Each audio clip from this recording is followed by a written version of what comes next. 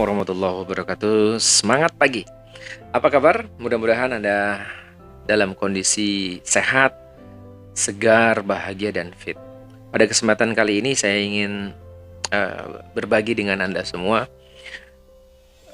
Ada pembelajaran yang bisa saya dapatkan dari kondisi yang sedang kita hadapi saat ini dengan COVID-19 yang menjadi pandemi global di seluruh dunia, ya, bahkan sekarang sudah masuk ke pelosok-pelosok desa dan itu terjadi saat ini. Nah, di balik itu semua ternyata kita bisa belajar banyak hal. Saya mendapatkan sebuah artikel ketika kita menghadapi COVID-19 ini, kita bisa melewati 3 zona yang terjadi. Dan kalau kita ingin naik level, kita ingin menjadi pribadi yang lebih baik lagi di masa yang akan datang, maka kita perlu melewati 3 zona tersebut. Zona yang pertama adalah zona fear zone. Jadi kita mengalami kondisi di mana kita merasakan ketakutan, kepanikan yang berlebihan, parno dan lain sebagainya. Itu mungkin sebagian dari Anda merasakan hal yang sama. Ketika pertama kali diumumkan di Indonesia, semua panik. Akhirnya panik buying. Belanja, ada yang borong beras, masker, sampai hari ini hand sanitizer, kemudian masker itu langka, susah sekali. Dan itu terjadi. Kepanikan melanda seluruh negeri, terutama di kota-kota besar yang menjadi epicenter dari COVID-19 ini. Di Jakarta terutama. Jakarta, Jabodetabek itu menjadi epicenter COVID-19 di Indonesia. Dan itu terjadi dalam kehidupan kita alami itu. Ketakutan yang berlebihan, parno, dan lain sebagainya.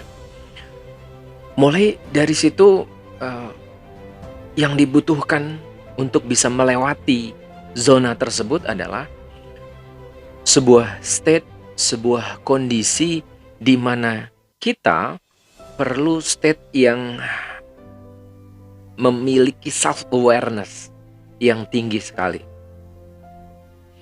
Saya pernah buat konten di podcast saya terkait dengan kondisi ini.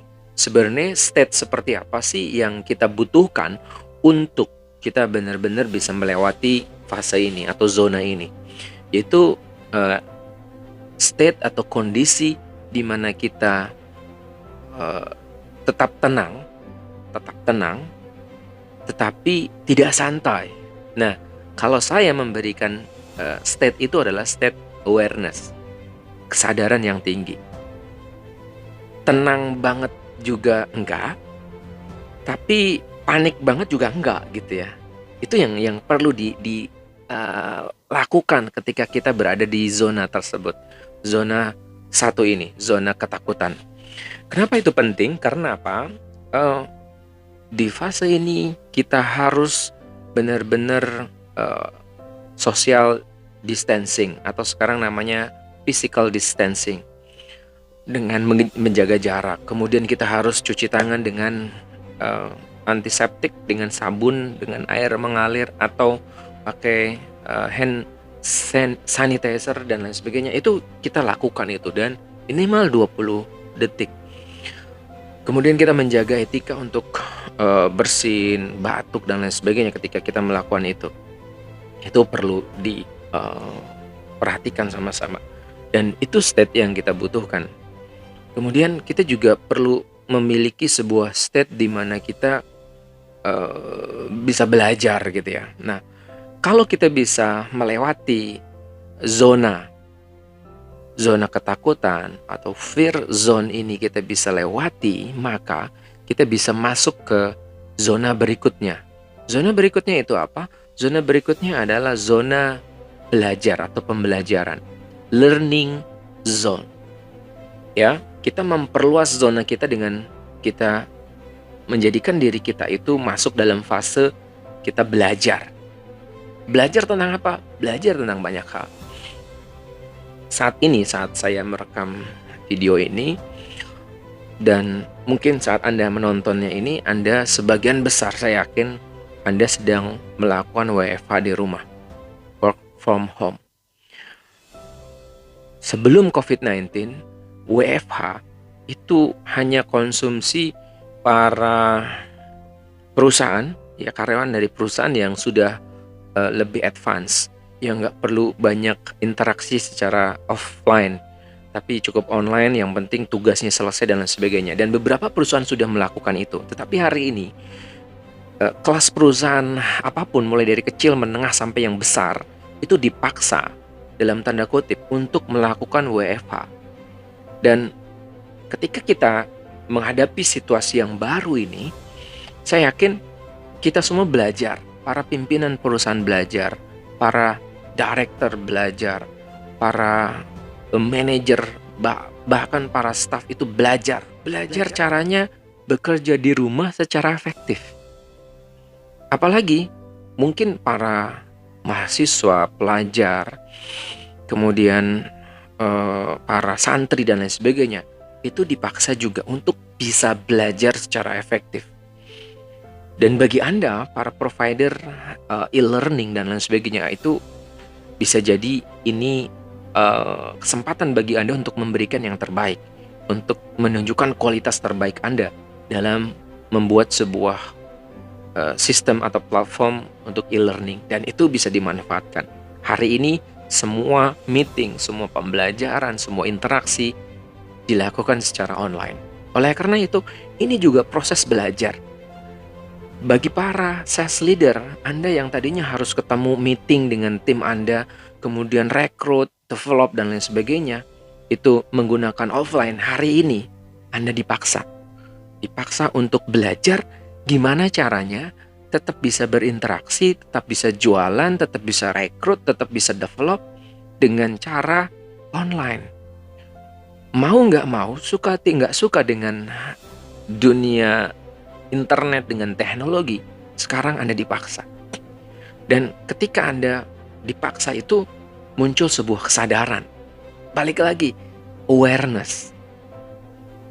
Awareness-nya apa? Ada hikmah di balik itu semua. Ada pembelajaran yang bisa kita ambil. Mungkin kalau nggak ada COVID-19, seluruh orang-orang, seluruh karyawan, pemilik bisnis, itu masih meraba-raba.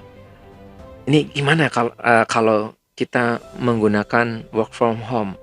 Tapi hari ini semua dipaksa. E-learning semua dipaksa. Para guru gimana caranya kreatif membuat sebuah pembelajaran untuk anak didiknya. Para staff, para trainer, gimana caranya membuat konten yang bermanfaat, yang bisa memberikan manfaat untuk banyak orang. Para artis, mereka memanfaatkan Insta Story, memanfaatkan Instagram, sosial media untuk melakukan konser bersama-sama. Dan ternyata hasilnya bagus. Ya, dan ternyata hasilnya bagus.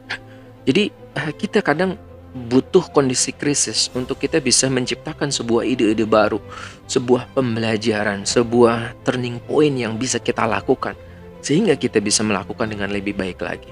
Kemudian yang berikutnya adalah kalau tadi kita sudah melewati zona fear zone, kemudian masuk ke learning zone, maka zona berikutnya yang bisa kita dapatkan dan kita bisa lewati kalau Anda lulus melewati zona tersebut adalah growth zone. Jadi Anda bisa bertumbuh. Ini adalah tantangan terberat bagi semua industri, kecuali garment yang membuat APD, membuat masker, kemudian yang jual sembako dan lain sebagainya, hand sanitizer, itu mereka hari ini mungkin mendapatkan lebih dibandingkan hari-hari biasa. Tetapi di luar industri itu, apalagi industri pelayanan, hotel, pariwisata, retail dan lain sebagainya, mungkin mengalami kondisi yang turun. Dan itu tidak hanya terjadi di Indonesia, itu terjadi di seluruh dunia. Dan ketika kita bisa melewati itu, kita belajar tentang hal yang terjadi saat kritis itu, maka kalau kita bisa melampaui itu, kita bisa masuk dalam fase growth, bertumbuh, growth zone. Kita bisa melewati itu semua. Dan saya yakin Anda semua bisa melewati zona tersebut. Syaratnya apa? Syaratnya adalah Anda mau belajar tadi. Anda sebuah organisasi, kalau organisasinya mau survive di kondisi kritis, maka jadikanlah organisasi Anda sebagai learning organization. Sebuah organisasi yang terus tumbuh dan berkembang, melakukan perubahan-perubahan yang terjadi, menyikapi perubahan yang ada. VUCA, ini VUCA beneran nih. Volatility, uncertainty, kemudian complexity, kemudian ambiguity, itu semua terjadi saat ini. Ya, VUCA hari ini terjadi, dan Anda yang memiliki organisasi, jadilah organisasi Anda sebagai organisasi pembelajar. Organisasi menjadi organisasi pembelajar akan bisa terwujud kalau orang-orang yang ada di dalamnya adalah orang yang mau belajar. Jadi syarat utama Anda untuk bisa melewati zona ini, kuatkanlah di zona kedua, yaitu zona learning. Kalau Anda berhasil belajar, Anda berhasil membangun habit baru, Anda berhasil berubah, maka Anda bisa bertumbuh, Anda bisa berkembang. Tapi kalau enggak, yang ada Anda ngeluh, Anda stres, Anda bete, Anda mengumpat lingkungan. Lingkungan nggak bisa kita rubah, teman-teman. Yang bisa kita rubah adalah bagaimana respon kita terhadap lingkungan tersebut. Oleh karena itu, yuk sama-sama kita bergandengan tangan, kita bahu-membahu, kita bersatu untuk membangun Indonesia lagi. Kita mengalami krisis, dan krisis itu tidak hanya di Indonesia, di seluruh dunia. Kalau kita mau survive menghadapi situasi seperti ini, yuk sama-sama kita bergandengan tangan, kita bangun Indonesia, kita optimis menghadapi krisis ini. Mudah-mudahan kita bisa melewati fase-fase ini sehingga kita bisa menjadi lebih baik lagi. Terima kasih dan semangat pagi.